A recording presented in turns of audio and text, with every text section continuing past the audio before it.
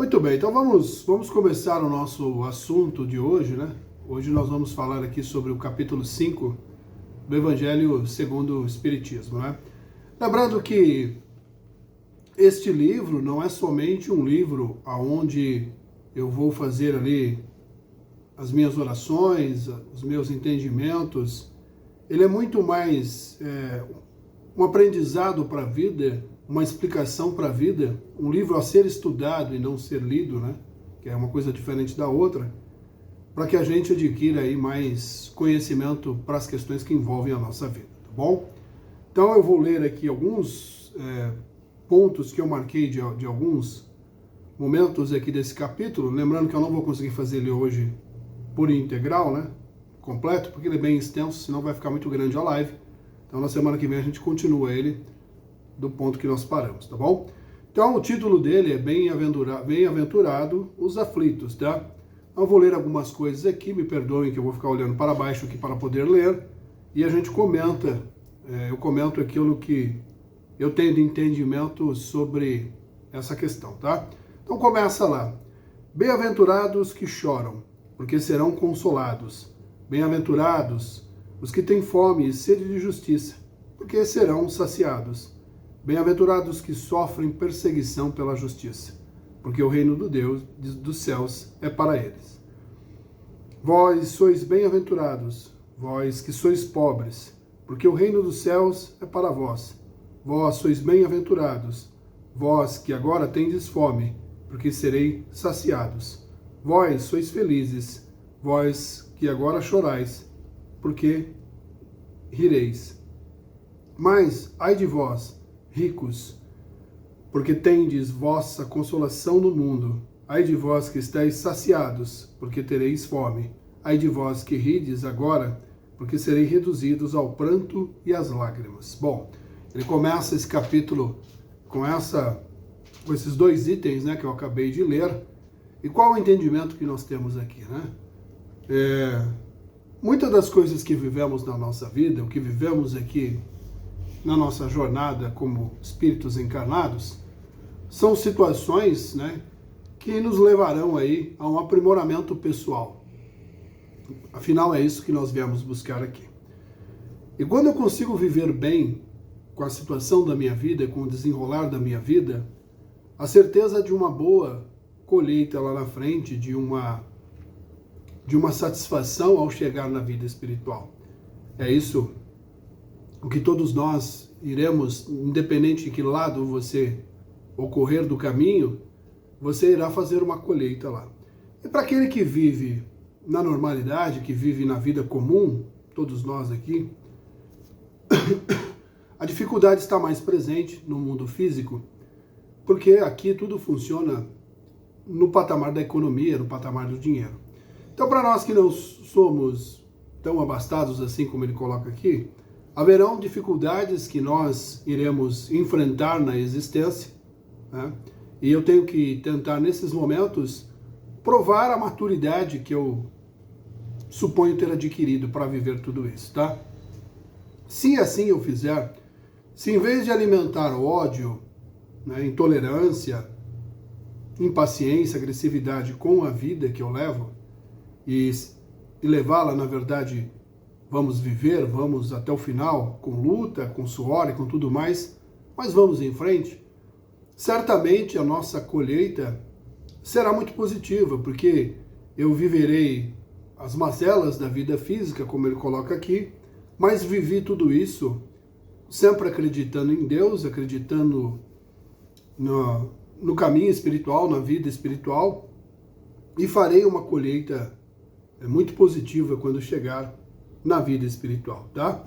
Mas ao mesmo tempo ele coloca aqui que aquele que tem a vida destinada, né, desenhada para ter a riqueza, né, o acesso a todas as glórias da vida material, também fará uma colheita em relação a isso.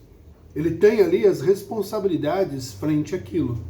Então, se nessa vida foi programado para mim ter uma abundância financeira, né, é porque isso é um desafio para mim.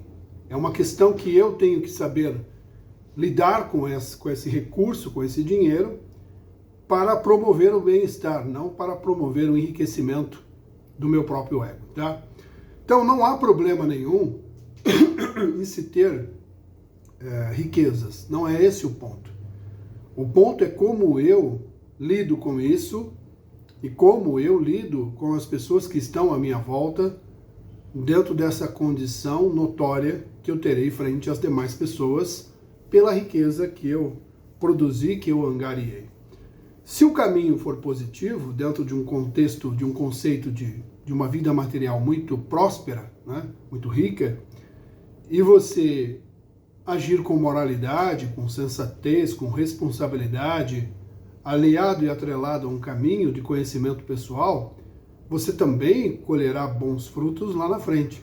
Se você caminhar com tudo isso, mas tendo em você a certeza que ter não é felicidade, felicidade é um estado interno, né? Uma questão, um ponto, né, de você mesmo, um encontro com você, você certamente fará uma colheita boa lá também. Agora, se você levou tudo isso numa situação de se sentir maior do que o outro, se sentir dominante sobre o outro, sentir que o outro não é mais capaz do que você, sempre se colocar no andar de cima, você, obviamente, terá responsabilidade sobre isso. Eu disse ontem isso e volto a dizer hoje. Tudo que temos aqui, quando encarnamos, é como se a gente tivesse ido até uma imobiliária da vida e alugado tudo isso. O corpo, as coisas que eu teria, as benesses que eu teria e os desafurnos também que eu teria durante a existência material. Quando terminar a vida, eu tenho que prestar conta disso tudo. Eu usei bem a riqueza ou usei de forma equivocada? Eu usei bem a escassez ou usei de forma equivocada? Ou fiquei na revolta o tempo todo, o tempo todo, o tempo todo?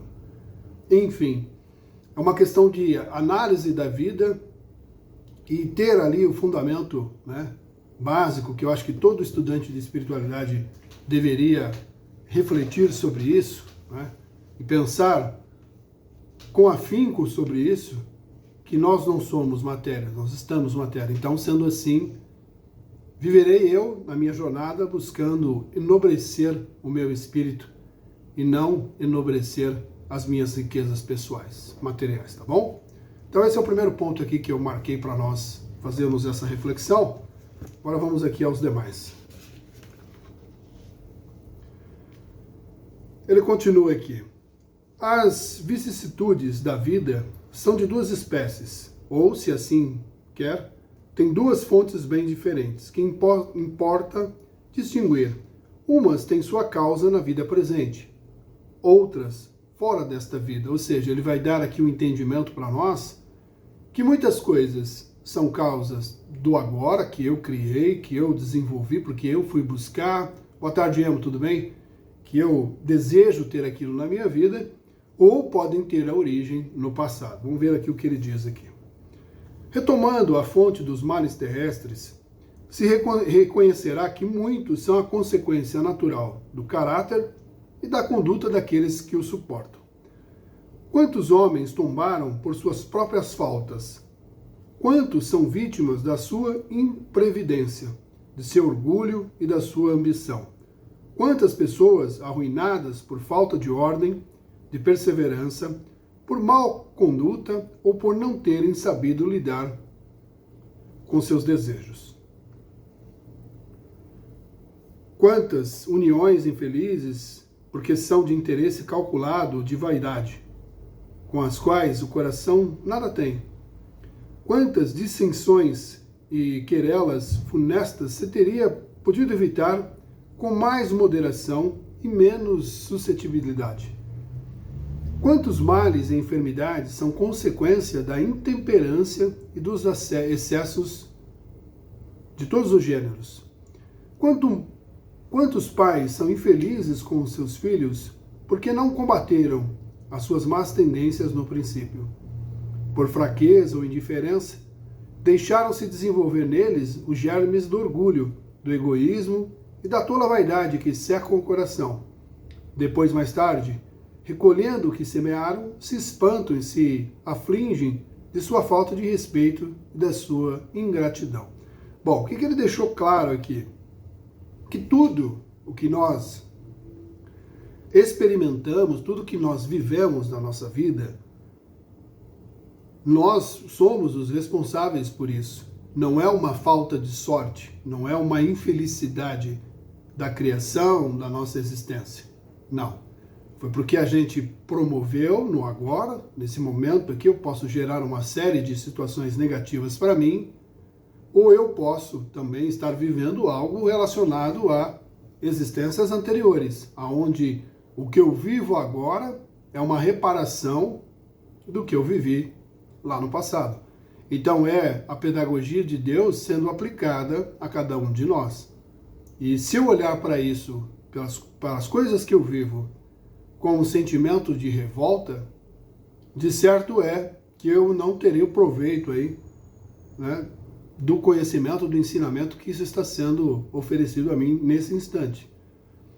Eu sempre falo isso aqui, né? Tá vivendo um problema, uma situação, senta e pensa, o que eu tenho que aprender com isso? Né? O que eu preciso ver nessa situação que eu ainda não vi?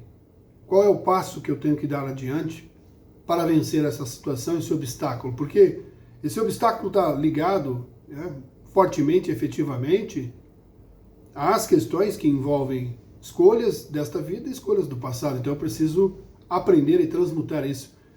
Repetindo o propósito, estamos aqui para isso. Somos espíritos encarnados buscando educação, não buscando acúmulos, tá? Então vamos lá. Os males dessa natureza formam seguramente um notável contingente nas vicissitudes da vida.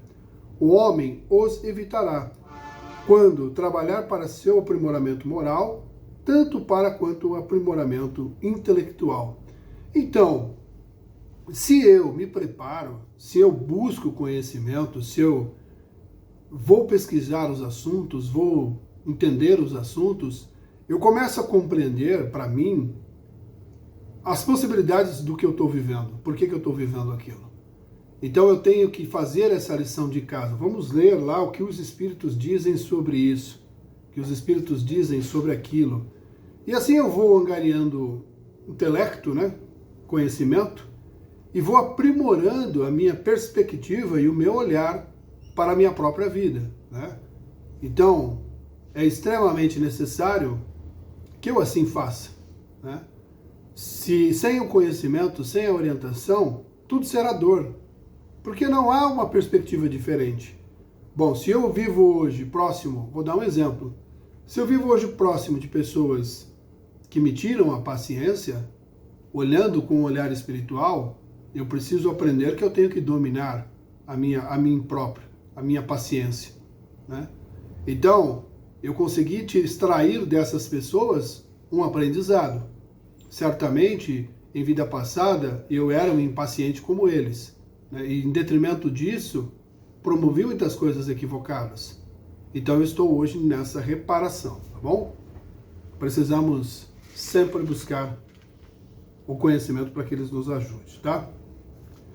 Bom, pegando mais um trecho aqui, tá? Eu estou selecionei alguns trechos, na verdade, do capítulo 5, para a gente aqui dar uma refletida sobre.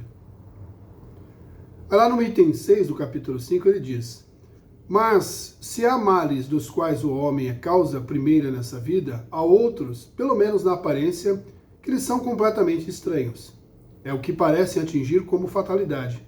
Tal é, por exemplo, a perda de seres queridos, a de arrimos de família. Tais são ainda os acidentes que nenhuma previdência poderia impedir. Os reverses de fortuna, que frustram todas as medidas de prudência, os flagelos naturais, em seguida as enfermidades de nascimento, sobretudo aqueles que tiram aos infelizes os meios de ganhar sua vida pelo trabalho, como as deformidades da idiotia, o cretinismo e etc. Aqueles que nascem em semelhantes condições seguramente nada fizeram nessa vida para merecer uma sorte tão triste. Sem compensação, que não podiam evitar, que estão na impossibilidade de mudarem por si mesmo e que os coloca à mercê da comiseração pública, Porque, pois, seres tão infelizes, ao passo que ao seu lado, sob o mesmo teto, na mesma família, outros são favorecidos sob todos os aspectos. Quer dizer, enfim, dessas crianças que morreram em tenra idade e não conheceram da vida senão o sofrimento, problemas que nenhuma filosofia pode ainda resolver, anomalias que nenhuma religião pode justificar e que seriam a negação da bondade, da justiça e da providência de Deus, na hipótese de ser a alma criada ao mesmo tempo que o corpo. E sua sorte está irrevogavelmente fixada após uma estada de alguns instantes sobre a terra. Que fizeram essas almas que acabaram de sair das mãos do Criador para suportar tantas misérias desse mundo e merecer, no futuro, uma recompensa ou uma punição qualquer, quando não puderem fazer nem o bem e nem o mal? E aí vem a resposta. Entretanto, em virtude do axioma do que todo efeito tem uma causa, essas misérias são efeitos que devem ter uma causa, e desde que se admita um Deus justo, essa causa deve ser justa. Ora, a causa precedendo sempre o efeito, uma vez que não está na vida atual, deve ser anterior a esta vida.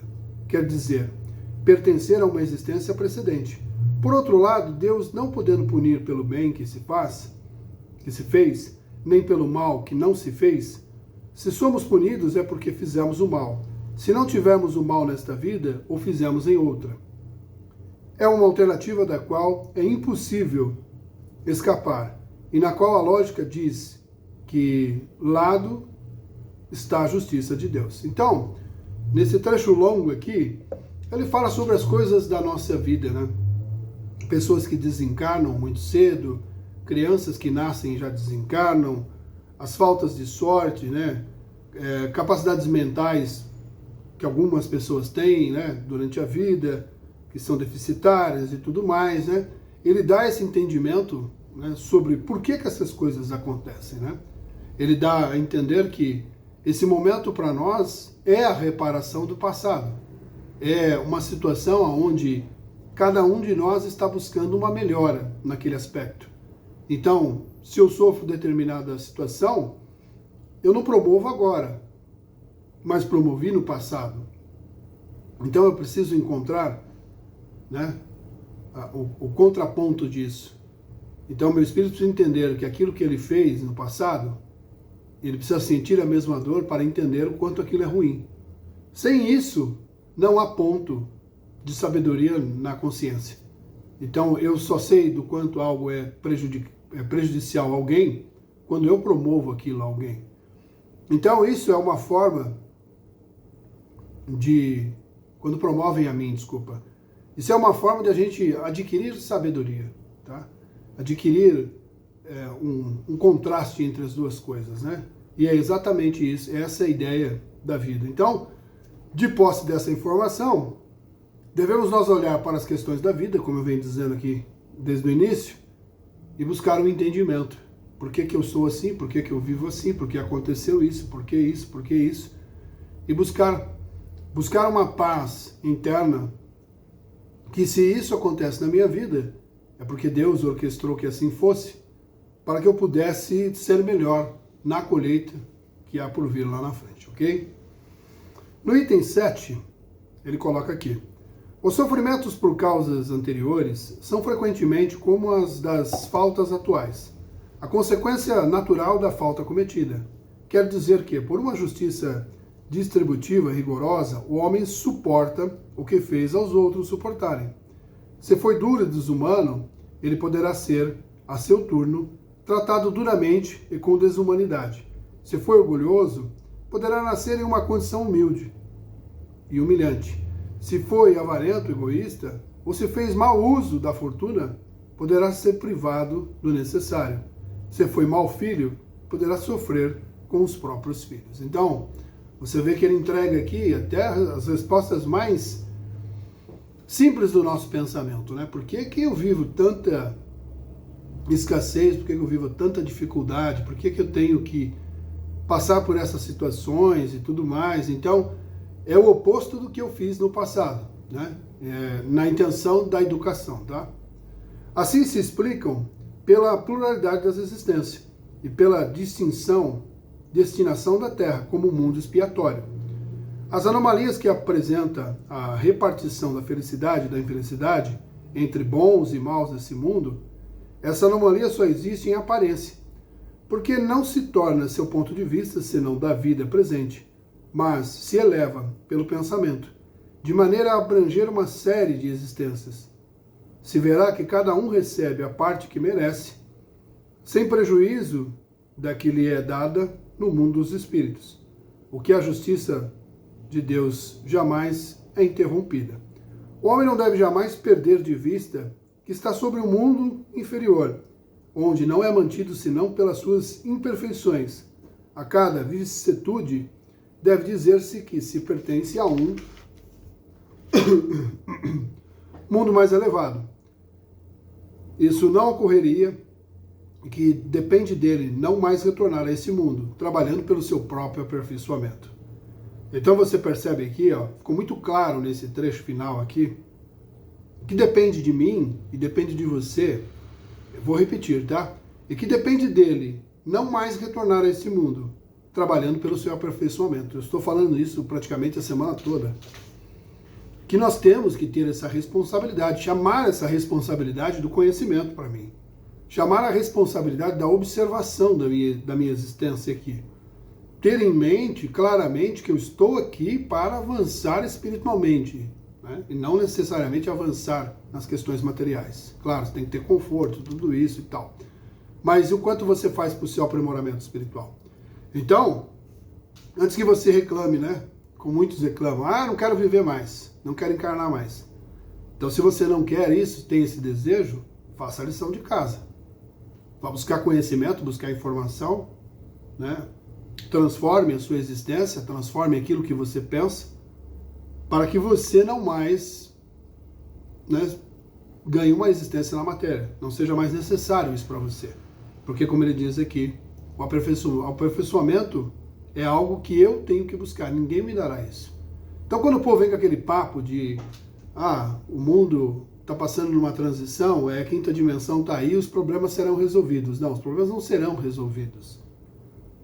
Não espere o pozinho mágico, tá? A receita mágica. O que resolve as coisas é ação, atitude, em detrimento aí de um crescimento da consciência. Tem mais um ponto aqui, mais dois, na verdade. Entretanto, não seria preciso crer que todo sofrimento suportado neste mundo seja necessariamente o início de uma falta determinada. São frequentemente simples provas escolhidas pelo Espírito para acabar sua depuração e apressar seu adiantamento. Está deixando claro aqui, aquilo que eu falei essa semana também, né? Que nós escolhemos as provas que viveremos aqui. E qual é o motivo dessas provas? O nosso adiantamento. Porque quando estávamos na vida espiritual, né, a nossa consciência era muito mais ampla e muito mais ligada às questões do espírito do que agora. Ela, quando avaliou a existência, quando o espírito tinha condição avaliou a vida para que eu avançasse o mais rápido possível, o melhor possível, na expectativa de eu não regressar mais. Então todos nós pensamos assim lá, porque sabemos das dores que é viver numa existência material. Então, sendo assim, se eu e você escolhemos os desafios, né, a gente precisa olhar para eles como grandes oportunidades, tá? Não como grandes dores. Bom, e no item 10 aqui para encerrar, os espíritos não podem aspirar à felicidade perfeita, senão quando são puros. Toda mancha lhes interdita a entrada nos mundos felizes. Tais são os passageiros de um navio atingido pela peste, aos quais a entrada em uma cidade é interditada, até que estejam purificados. Nas suas diversas existências corporais que os espíritos se despojam, pouco a pouco, de suas imperfeições. As provas da vida adiantam quando bem suportadas. Como expiações, elas apagam as faltas e purificam. É o remédio que limpa a chaga e cura o enfermo. Quanto mais grave o mal, mais o remédio deve ser enérgico. Aquele, pois, que sofre muito, deve dizer-se que tem muito a expiar, e se regozijar de ser logo curado. Depende dele, pela sua resignação. Tornar esse sofrimento proveitoso é não perder-lhe os frutos pelas suas reclamações, sem o que estaria por recomeçar. Então, ele deixou claro no final aqui. Não podemos e não devemos cultivar o ato da reclamação, né, em relação às provas. Porque se eu faço assim, eu caio profundamente aí nos aspectos, né, daquilo que é bom para mim a termos da evolução. Então ele deixa muito claro isso. Quanto mais eu estou vivendo uma situação e quanto mais eu nessa situação fico ali na vítima, né, no reclamão, tudo dá errado, tudo não funciona, eu não tenho sorte, eu não tenho isso, eu não tenho aquilo, que tudo para mim é difícil, tudo isso, aquilo, difícil, tudo é difícil, difícil. Você virou um reclamão, assim, muito grande. E essa reclamação toda, essa energia toda que você está gerando ao seu redor, por esse momento, desse pensamento, está abrindo campo para outras energias e está atrasando você e eu num processo aí de libertação pessoal, num processo de cessar a encarnação, cessar aqui um momento de expiações e provas, tá? Então é isso, pessoal. Esse capítulo eu vou dividi-lo em 2 momentos, tá? Então, hoje nós paramos aqui essa parte e na semana que vem a gente continua, tá?